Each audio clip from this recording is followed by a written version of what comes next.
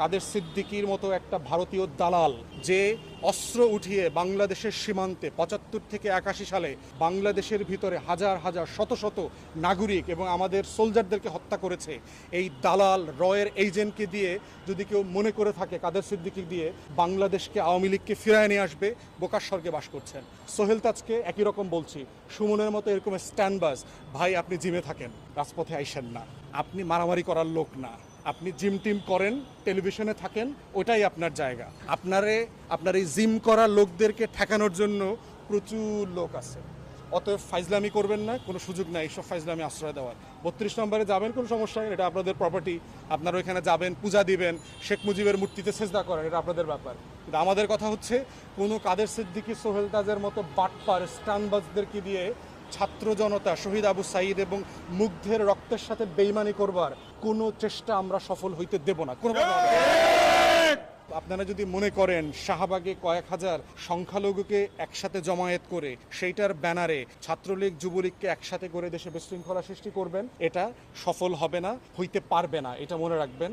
অতএব আপনাদেরকে বলবো, পালিয়ে আছেন, পালিয়ে থাকেন, আপনারাও নিরাপদ থাকবেন, দেশও নিরাপদ থাকবে, রাস্তায় আমাদেরকে নামতে বাধ্য করবেন না। তৃতীয়ত হচ্ছে, অন্তর্বর্তীকালীন সরকারকে বলছি যে আপনাদেরকে আমরা স্বাগত জানাই, আমরা চাই আপনারা সফল হন। ঠিক একইভাবে বুঝতে হবে গণ অভ্যুত্থানের যে আবেগ এবং ভাষা, কে জাতীয় শত্রু, কে বাংলাদেশ রাষ্ট্রের শত্রু, তাদেরকে কোনোভাবে যেন ক্ষমতায় ফিরিয়ে নিয়ে আসার কোনো চক্রান্ত সুযোগ না দেওয়া হয়। বাংলাদেশে আমরা দেখতে পাচ্ছি ১৫ই অগাস্টকে ঘিরে সংখ্যালঘু সম্প্রদায়কে রাস্তায় নামিয়ে এনেছে এবং এই সংখ্যালঘুদের ব্যানারে আওয়ামী লীগের, ছাত্রলীগ, যুবলীগ, স্বেচ্ছাসেবক লীগের নেতাকর্মীদেরকে রিগ্রুপ করার, সংঘবদ্ধ করবার চেষ্টা করা হচ্ছে।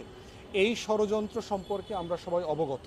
১৫ই অগাস্ট যার স্বজন মারা গেছে তার অবশ্যই অধিকার আছে সেটা শোক করবার, দোয়া মাহফিল করবার, তাদের কবর জিয়ারত করবার এবং মিলাদ মাহফিল করবার, এটা তাদের ব্যক্তিগত রাইট। এই ব্যাপারে আমরা সম্মান করি, আমাদের কোনো বক্তব্য নাই। কিন্তু ১৫ই অগাস্টকে কেন্দ্র করে যদি সংখ্যালঘুদের ব্যানারে বাংলাদেশে বিশৃঙ্খলা সৃষ্টির চেষ্টা করা হয়, বুঝতে হবে যে এই ছাত্র জনতা কিন্তু এখনও মাঠ ছাড়ে নাই।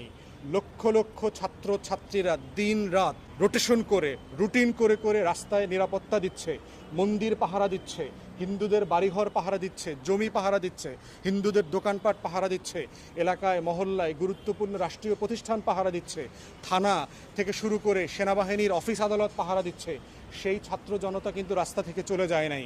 আপনারা দেখেছেন লক্ষ লক্ষ ছাত্রছাত্রীরা দেয়াল লিখন করছে, তারা দেয়ালে আর্ট করছে, বিপ্লবের যে কালচারাল রেভলিউশন হয়ে গেছে। অতএব আপনারা যদি মনে করেন শাহবাগে কয়েক হাজার